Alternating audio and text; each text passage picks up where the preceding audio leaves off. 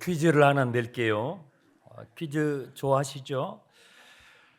요한복음 전체에서 가장 긴 장은 챕터는 몇 장일까요?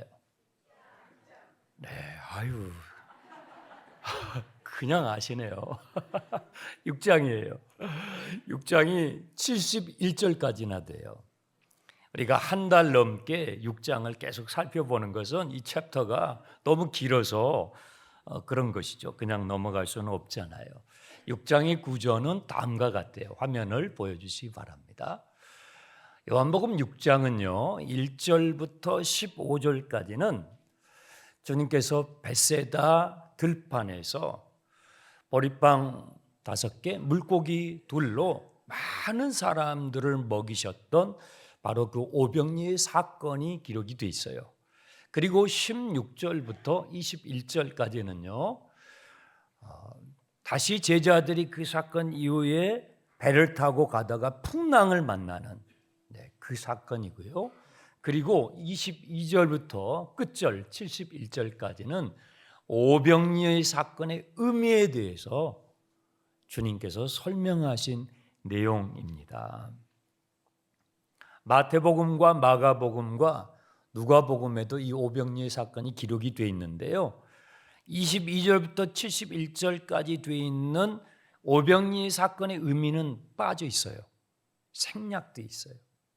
그래서 제자 요한이 요한복음을 나중에 쓸 때에 다른 공관복음서에서 없는 이 부분을 보충한 것입니다.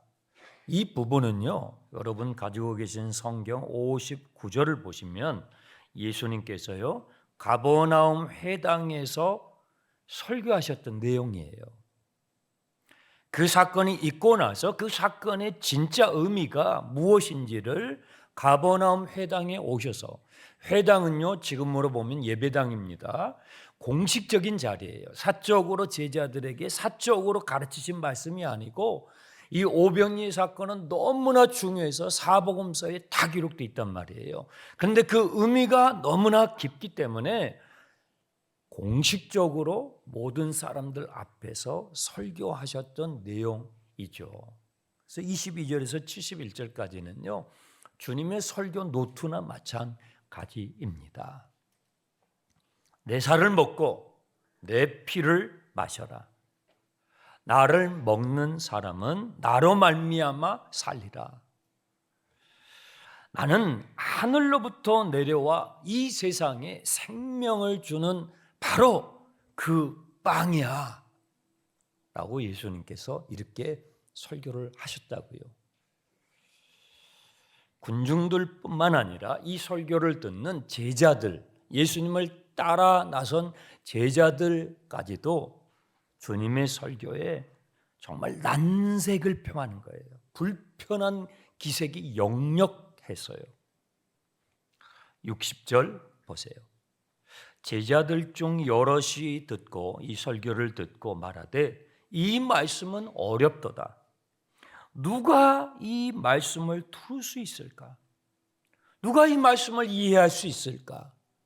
누가 이 말씀을 받아들일 수 있을까? 이런 반응이었다는 거예요. 제자들마저도 이렇게 수군거리니까 주님께서 그들을 바라보시면서 이렇게 질문을 하십니다. 이 말이, 내가 너희들에게 해준 이 말이 너희들에게 걸림이 되었느냐? 걸림이 된 것입니다. 여러분, 맛있는 음식을 드시다가 덜컥 체해 본 적이 있습니까? 걸린 거죠. 그때 응급처치를 제대로 하지 않으면요 생명을 잃어버리는 경우도 저는 봤습니다. 걸린 거예요. 체한 거예요. 이것이 소화가 돼야 되는데, 이것이 받아들여져야 되는데 제자들 마음에 덜컥 걸린 거예요. 너무 부담스러운, 받아들이기 어려운 말씀이었던 것입니다. 그들이 원했던 메시아가 아니에요. 그들이 원했던 메시아는요, 제국 로마를 물리치고 정치적 자유를, 해방을 가져다 주는 그런 메시아, 그런 지도자를 원했거든요. 그런데 예수님을 보니까 자기들이 원했던 메시아가 아닌 거예요.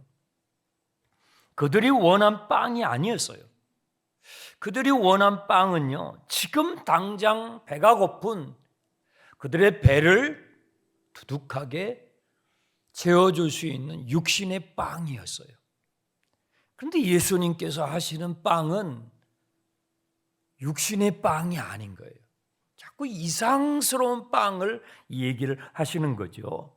만약에 예수님께서 베세다 들판에서 이 군중들을 먹여주셨던 그 육신의 빵을 또 주셨다고 한다면 이 사람들은요, 걸리지 않았을 거예요. 불편하지 않았을 거예요.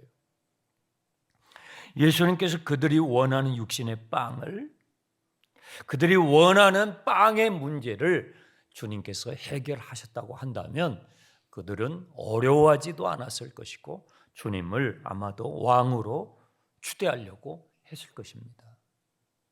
그런데 예수님은요, 자신이 하늘에서 내려온 생명의 그 빵이라는 거예요. 세상 사람들에게 생명을 주는 그 빵이라는 거죠. 죄로 인해서 죽은 우리 인생들 인류를 살리는 그 유일한 빵이라고 예수님께서 말씀하시는 바람에 예수님께서 그 유일한 길, the way라고 말씀하시는 바람에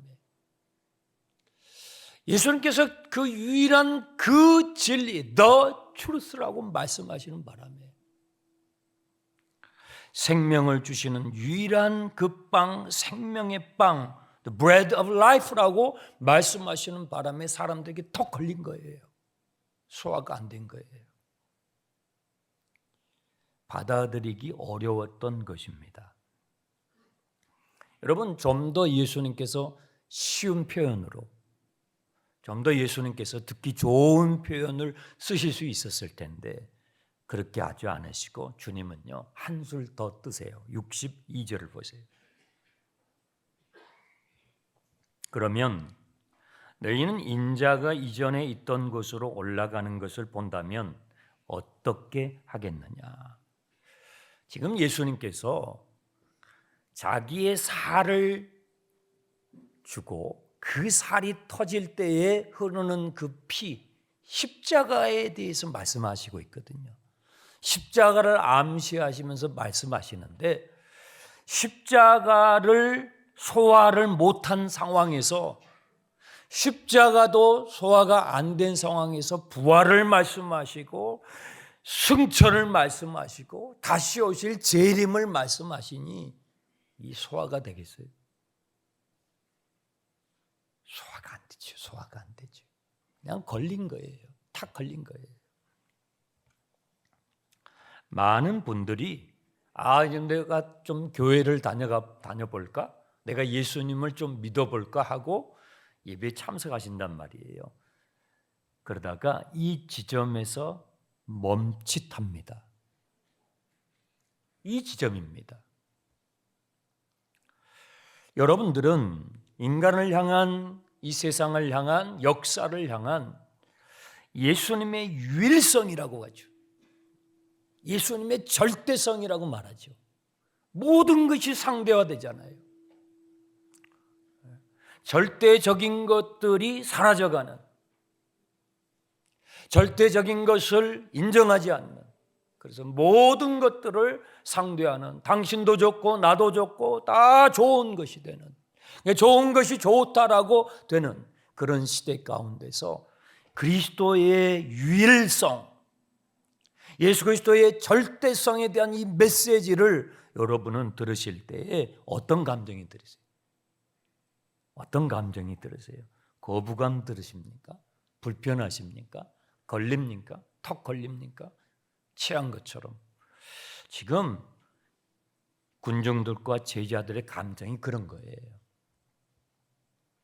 저도요, 상당한 기간 동안 성경이 증언하고 있는 이 복음, 메시지에 대해서 굉장히 상당한 기간 동안 저도 걸렸어요. 체했어요. 이 내려가질 않는 거예요. 소화가 안 되는 거예요. 예수님이 유일한 생명의 빵이라는 것이, 예수님이 유일한 길이라는 거지. 여러분, 세상에 얼마나 길이 많아요. 얼마나 많은 사상이 있어요. 얼마나 많은 철학과 종교가 있어요. 그런데 예수님이 유일한 길이라는 거예요. 예수님이 유일한 진리라는 거예요. 걸렸어요. 소화가 안 되는 거예요. 제가 목회자의 가정에서 태어났잖아요. 근데 제가 불교 대학을 갔잖아요. 얼마나 이게 소화가 안 됐으면 그랬겠어요. 넘어가질 않는 거예요. 그래서 교회 안에 목회자의 자녀들, 교회 안에 중직자의 자녀들이 방황하는 모습을 보면요, 저는 아주 100% 이해를 해요. 공감합니다. 소화가 안 되는데 어떻게 해요? 안 넘어가는데요. 지금 예수님께 직접 이 메시지를 듣고 있는 사람들이 소화가 안 되는 걸 보세요.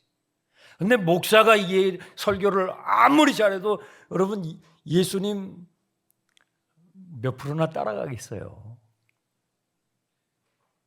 주님이 지금 말씀을 하시는데도 이게 안 넘어간단 말이에요. 그런 메시지인데. 그래서 저도요, 상당한 기간 동안 이게 소화가 되지 않았습니다.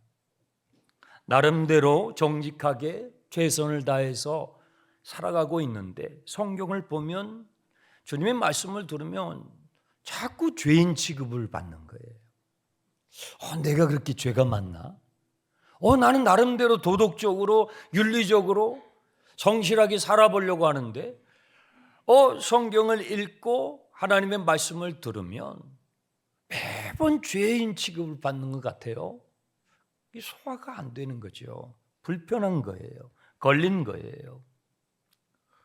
그리고 제 눈에 보이는 그리스도인이라는 그런 분들도 보면 나하고 다를 바가 없는 것 같아요. 어떤 면에서는 나보다 더 못한 것 같을 때도 있는 것 같아요.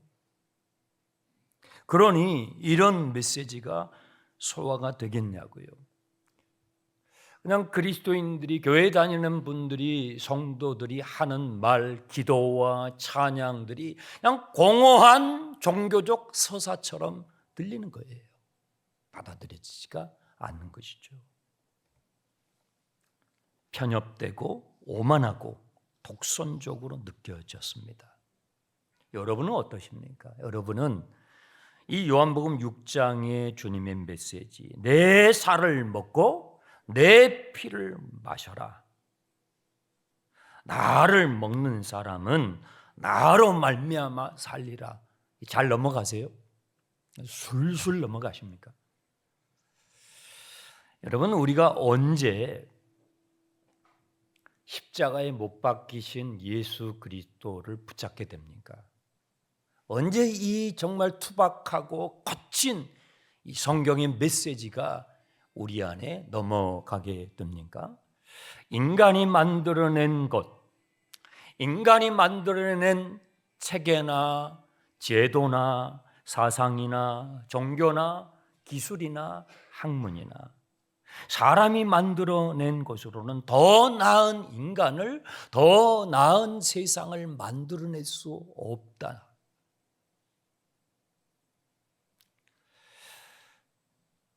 는 것을 절실히 확인할 때, 여러분, 사람은요, 자기가 내뱉은 말도 다 못 지켜요. 우리 아내 되신 여러분들, 여러분 남편에게 한 말 다 지킬 수 있어요? 한 해 동안 지금 마지막 주일이잖아요. 우리 남편 되시는 분들, 이쪽에 남편분들이 많이 계세요. 남편 되신 여러분들, 여러분 아내에게 하신 말을 다 지켰습니까? 지킬 수 있어요? 부모 되시는 여러분들, 우리 자녀 된 여러분들, 사람은요, 내가 내뱉은 말도 다 못 지켜요. 인간의 한계, 나의 한계, 인간이 만들어 놓은 체계와 제도와 사상과 종교와 학문과 기술로는 더 나은 인간을, 더 나은 세상을 만들어낼 수 없다라는 우리의 한계를 절실히 확인할 때 우리는요, 십자가에 못 박이신 예수 그리스도를 붙잡습니다. 인간이 만든 빵만으로는 우리는 살아갈 수 없구나. 그때 생명의 빵이 되신 예수 그리스도를 먹게 되는 것입니다. 그래서요, 63절 살리는 것은 영이니 육은 무익하니라. 내가 너에게 이런 말은 영이요 생명이라.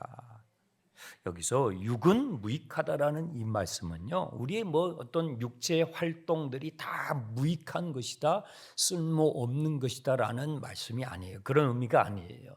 예수님도 육신을 입고 오셨잖아요. 예수님도 육신을 십자가에 못 박으셨잖아요. 문맥을 따라서 이해할 필요가 있습니다. 주님은 니고데모에게, 밤중에 찾아온 니고데모에게 비슷한 말씀을 하신 적이 있죠. 육으로 난 것은 육이요, 영으로 난 것은 영이다. 사마리아 우물가에서 남편이 6이나 있었는데도 자기의 내면의 목마름이 해결되지 않는 그 여인에게 주님께서 이런 말씀을 하셨죠. 하나님은 영이시니 예배하는 자가 영과 진리로 예배할지니라. 사람은요, 육신만 있는 게 아니에요. 사람은 영이 있다고요. 육신의 양식은, 육체는 육신의 양식을 먹어야 돼요. 그런데 영은요, 영의 양식을 먹어야 된다는 말이에요. 사람이 빵으로만 살 것이 아니요, 하나님의 입에서 나오는 뭐예요? 모든 말씀으로 살라 하는 말씀이죠. 내가 너희들에게 해주는 이 말이 영의 양식이다, 이 말이에요. 너의 영을 살리는, 죄악으로 인하여 뭉그러지고 죄악으로 인하여 죽은 너의 영과 혼을 살리는 영혼의 양식이라고 주님께서 말씀해 주시는 것입니다. 여러분, 주님의 말씀을 액면 그대로 받아들일 수 있게 되기를 바랍니다. 주님의 말씀은 살아있고 운동력이 있어서 우리가 생각하는 것보다 훨씬 깊고요, 우리가 이해하는 것보다 훨씬 높습니다. 주님의 말씀이기 때문에. 그래서 지금 우리의 이성과 지성으로 소화가 안 돼. 지금 제자들처럼 걸렸단 말이에요. 그런 말씀도 여러분들이 믿음으로 받아들일 때 주님의 말씀은 살아있고 운동력이 있어서 여러분 안에 들어가 주님의 영이 여러분의 죽었던 영을 살려내는 것입니다. 죄로 인하여 죽었던 우리의 영을 다시 일깨워 살려내는 이것을 거듭남 중생이라고 말하는 거예요. 이 은혜를 우리가 경험하게 되면요, 그때부터는 예배가 불편스럽지가 않아요. 자연스러워요. 찬송을 부르면 자연스러워요. 하나님을 아버지라 부르는데 자연스러워요. 죄로 망가진 영의 상태로는 찬송이 불려지지 않아요. 기도 안 돼요. 하나님을 아버지라고 부르는 게 너무 거북스러워요. 그런데 주님의 말씀이 내 안에 들어가기 시작하고 주의 영이 내 안에 들어와서 죽었던 내 영을 소생시키게 되면요, 그때부터는 주님의 말씀이 너무너무 달게 되는 것입니다. 이것이 예수를 먹는다라는 의미인 것입니다. 예수님을 생명의 빵으로 먹게 되기를, 매일 먹게 되기를 축원합니다. 그 지점이 돼야, 그 문턱을 넘어야 비로소 크리스찬이 되는 거예요. 교회를 왔기 때문에 크리스찬이 되는 게 아니에요. 집사가 되고 안수 집사가 되고 권사, 장로, 목회자가 돼야 그리스도인이 되는 게 아니라고요.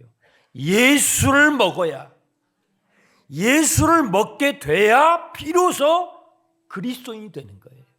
그 문턱을 넘어야 되는 거예요. 그 문턱이 넘어서야 되는 거예요. 그 문턱 앞에서 계속 서성대다가 세월 보내면 아직도 그리스도인이 아닌 거예요.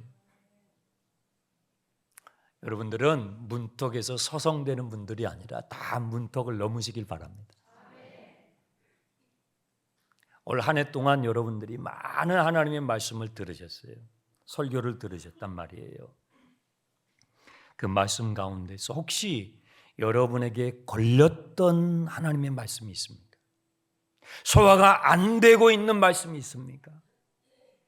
체한 것처럼 넘어가야 되는데, 소화가 돼야 되는데, 그래야 세상을 이기는 힘이 거기서 생기는데, 믿음이 생기고 희망이 생기고 원수도 사랑할 수 있는 사랑이 복받쳐 올라오는데 소화가 안 되는 거예요. 걸려 있는 거예요. 그런 말씀이, 그런 구절이 무엇입니까?